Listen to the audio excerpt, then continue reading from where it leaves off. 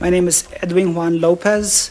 I am an attorney now and was back in 1977 and 78 one of the research investigators for the House Select Committee on Assassinations. Are you aware, Mr. Lopez, that the motorcade route which took the president past the book depository building was decided upon by Secret Service agents Lawson and Sorrells on November the 14th, 1963, just 9 days before the assassination, and it wasn't furnished to the Dallas Police Department until November the 18th, just 5 days before the assassination? Were you aware of that? Certainly.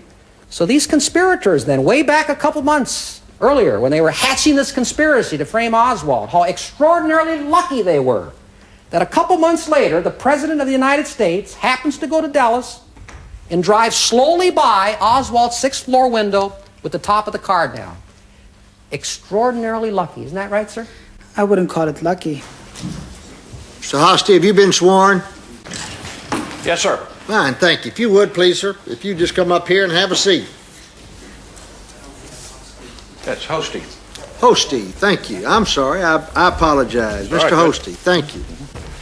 I believe you told me that your investigation of Oswald revealed he was far too unstable for any professional intelligence agency to have used him in any way. Is that correct? That would be true. All right. Now, about the tearing up of the note from Oswald, I believe you told me that when we spoke over the phone that you were ordered to do it because your superiors were afraid that J. Edgar Hoover, you were afraid of his wrath. He was a tough old cookie. I learned that just recently, Okay. yes, sir. They were afraid that if Hoover found out that Oswald had threatened an FBI agent and the Secret Service was not notified of this before President Kennedy came to Dallas, Hoover would explode. Is that correct? The letter did not threaten me. There was no threat in the letter. Now, wait No, a while. But I'm saying that the reason you were ordered to destroy the letter is your superiors felt that if Hoover found out about it, he would be extremely upset. If he found out about the fact that we'd had any contact with him prior to the assassination, they didn't want that even out, right? No, wait a while now, Mr. Holmes. There was no threat involved. Well, Mrs. Fenner, the FBI receptionist, recalls the note as reading that Oswald would blow up the offices of the FBI and Dallas Police Department if you didn't stop bothering his wife. She's given 3 different versions. Okay. Which one do you want? Well, that's one of them. Is that correct? That's my understanding. Okay. So basically, you and your superiors, I think you told me this, everyone was trying to avoid being blamed for not having prevented the assassination. Isn't that correct? That could be, yes. Okay, let's go on. Concerning your name and address being removed from Oswald's address book, what, if anything, did you find out about that? I found out that one of the agents from the New Orleans office had left it out. He thought he was doing me a favor. Okay. He had not consulted with me, and I was not aware of it. Clearly improper on his part. Definitely. Okay. About this fellow Kostikov.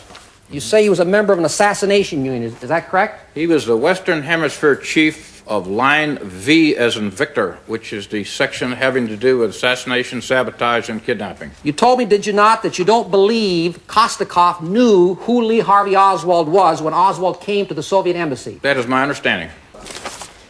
In fact, Ruth Payne gave you a handwritten letter she had found of Oswald's, which he subsequently typed up and sent on November the 9th to the Russian embassy in Washington. Is that not true? That's correct. And in it, he refers to his being in Mexico City to get a visa. Is that correct? Yes, sir. You're certainly not suggesting to this jury that Kostikov, who at one time may or may not have been a member of any assassination unit, you're not suggesting that he had anything to do with the assassination. Is that correct? There's no evidence to that effect. Would you tell the jury what your investigation revealed as to how this confusion came about, describing Oswald as 35 and receding hairline? They had a wiretap intercept on October 1st in which he stated that he wanted to come over to the Russian embassy to pick up his visa. Therefore, they had every reason to believe that a person named Lee Oswald was on his way to the Soviet embassy to pick up a visa. This individual then came out of the embassy a short time later, obviously stuffing something into a wallet, and they thought that this probably was the person that they heard. Okay, in other words, the CIA had a telephonic conversation of a man named Lee Harvey Oswald going to the Russian embassy. So they had his name, but they did not have his description. That is what I'm told is correct, that they jumped to the wrong conclusion. They saw the person coming out after the phone conversation, put the two together incorrectly. You told me when we spoke that you felt that the FBI had made you the fall guy in the assassination. Is that correct? Absolutely. Mr. Hosty, the charge has been made, I'm not saying it's valid, that Oswald was a dangerous enough person for you to have alerted the Secret Service about Oswald before President Kennedy came to Dallas. The only thing that we could tell the Secret Service was a direct threat to the president. He made no direct threat to the president, therefore we could not tell them. Thank you. My name is Seth Cantor. I live in Washington, D.C. Mr. Cantor, Jack Ruby was convicted of first-degree murder and sentenced to death for his killing of Oswald. Is that correct? That is correct, He sir. died on January the 3rd, 1967 from natural causes while in custody? That's correct. You agree, do you not, that there's absolutely no evidence that Jack Ruby and Lee Harvey Oswald knew each other? I agree to that, sir. And when you saw Ruby at Parkland Hospital, you felt it was perfectly normal, though, to see him there because he was, as you described, a goer to events and a man about town. Yes, sir. You're also aware, are you not, that at Ruby's trial there was medical testimony that his electroencephalograms to measure the electric activity of the brain showed that he had organic brain damage? Yes, I remember that. And that this brain damage was probably traceable to psychomotor epilepsy? I do remember So you that. would agree, would you not, that Mr. Ruby was mentally and emotionally, he was not a well man? He might not fall within the pattern of the norm. Okay. Mr.